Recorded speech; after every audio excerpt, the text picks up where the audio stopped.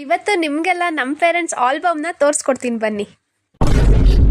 ಪ್ರತಿದಿನನೂ ನಾನು ಬನ್ನಿ ಗೈಸ್ ಕಾಲೇಜ್ಗೆ ಹೋಗೋಣ, ಹಾಯ್ ಗೈಸ್ ಇವಾಗ ಕಾಲೇಜ್ಗೆ ಹೋಗ್ತಾ ಇದ್ದೀನಿ, ಈ ಥರ ವ್ಲಾಗ್ ಸ್ಟಾರ್ಟ್ ಮಾಡ್ತೀನಿ. ಬಟ್ ಇವತ್ತು ಬೇಗ ಕಾಲೇಜ್ಗೆ ಹೋಗಿದ್ದು, ಟೈಮ್ ಇತ್ತು ಕ್ಲಾಸ್ ಸ್ಟಾರ್ಟ್ ಆಗೋದಿನ್ನು, ಅದಕ್ಕೆ ಗ್ರೌಂಡಲ್ಲಿ ಕೂತಿದ್ದು. ಇವಳ ಹೇರ್ ಸ್ಟೈಲ್ಗೆ ನಮ್ಮ ಕ್ಲಾಸಲ್ಲಿ ತುಂಬ ಜನ ಫ್ಯಾನ್ಸ್ ಇದ್ದಾರೆ ಗೈಸ್. ಲ್ಯಾಬ್ಗೆ ಹೋಗಿ ನಮಗೆ ನಾವೇ ಅಟೆಂಡೆನ್ಸ್ ಹಾಕೊಂಡು ಕಾಲೇಜೆಲ್ಲ ಮುಗಿಸ್ಕೊಂಡು ಮನೆಗೆ ಹೋಗಿ ಮನೇಲಿ ಸ್ವಲ್ಪ ರೆಡಿ ಆಗಿ ನನಗೆ ಸ್ವಲ್ಪ ಬಸವನಗುಡಿಲಿ ಕೆಲಸ ಇತ್ತು ಅಂದ್ಬಿಟ್ಟು ಅಲ್ಲಿಗೆ ಹೊರಟೆ.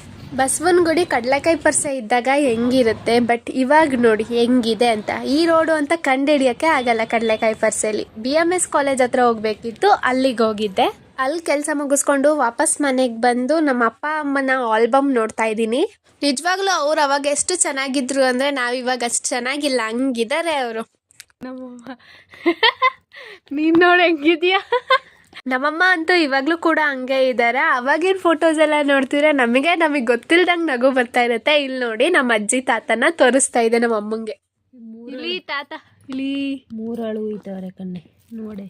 ಇಲ್ಲೇ ಅವರಲ್ಲಮ್ಮ 3 ಜನನು.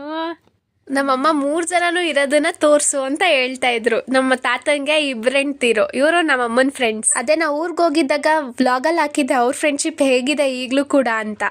ಹಂಗೆ ನೋಡಿ ಇಲ್ಲಿ ನಮ್ಮ ಅಕ್ಕ ಬಂದ್ಬಿಟ್ಲು, ನಮ್ಮ ಅಮ್ಮನ ಮದ್ವೆಲಿ ಹಿಂಗಿದ್ಲು ಗೈಸ್ ಅವಳು.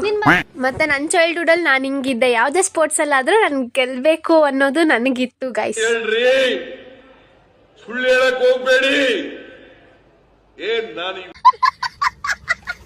ಹಂಗಂತ ಏನಿಲ್ಲ, ಒಟ್ನಲ್ಲಿ ಎಲ್ಲಾ ಸ್ಪೋರ್ಟ್ಸ್ ಅಲ್ಲೂ ಪಾರ್ಟಿಸಿಪೇಟ್ ಮಾಡ್ತಾ ಇದ್ದೆ.